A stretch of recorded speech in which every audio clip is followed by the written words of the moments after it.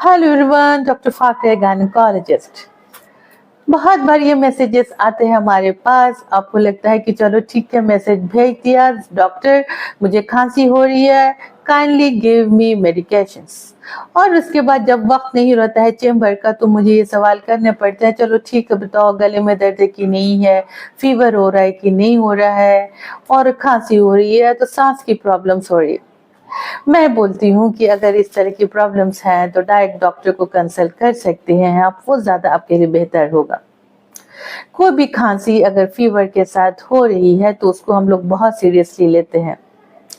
खांसी के साथ अगर गले में दर्द है या तो हो सकता है कि आपके अपर रेस्पिरेटरी ट्रैक्ट इन्फेक्शन या कि गले का इन्फेक्शन है।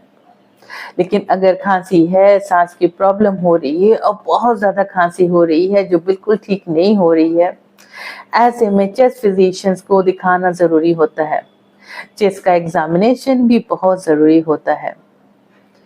अब ज़रूरी बात यह है कि चेस्ट एक्सरे प्रेगनेंसी में नहीं कर सकते हम लोग, तो प्लीज़ इस चीज़ का आप ध्यान दीजिएगा।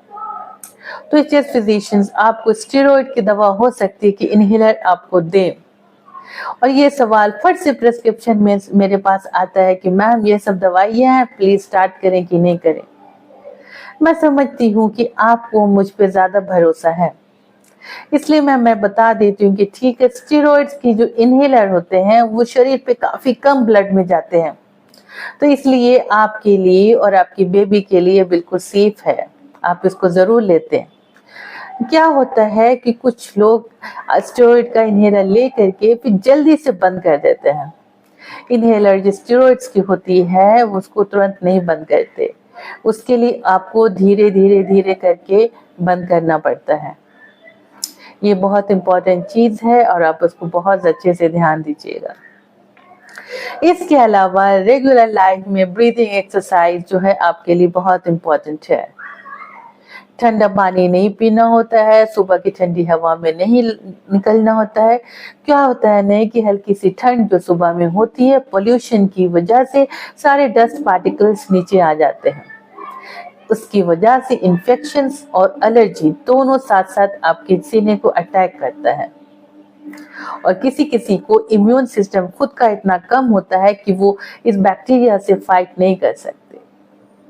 ऐसे सिचुएशन में मैं बार बार बोलती हूँ कि आपका खाना पीना, आपकी डाइटरी हैबिट्स बहुत अच्छी होनी चाहिए, ताकि कोई भी इन्फेक्शन हल्की हो, कोई भी बीमारी आपकी हल्की हो। सीवियर इन्फेक्शन और सीवियर बीमारी उन्हीं को होती है जिनकी इंटरनल इम्यून सिस्टम कमजोर होती है। डाइट एंड एक्सरसाइज आपके हेल्थ का 2 पिलर्स है। मैं बार बार बोलती हूँ कि आपकी हेल्थ आपके हाथ में है, प्लीज आप ध्यान दीजिए, और इसके लिए आप अपना कितना एफर्ट लगाते हैं ये इम्पोर्टेंट है। स्पेशली जब प्रेगनेंसी की बात होती है तो इसमें जब मसला होता है तो माँ के हेल्थ के साथ आपकी बेबी को भी प्रॉब्लम्स काफ़ी हो सकते हैं। तो इसलिए be careful in your lifestyle habits, and please follow the advices of the chest physician in case of respiratory tract infections. Thank you.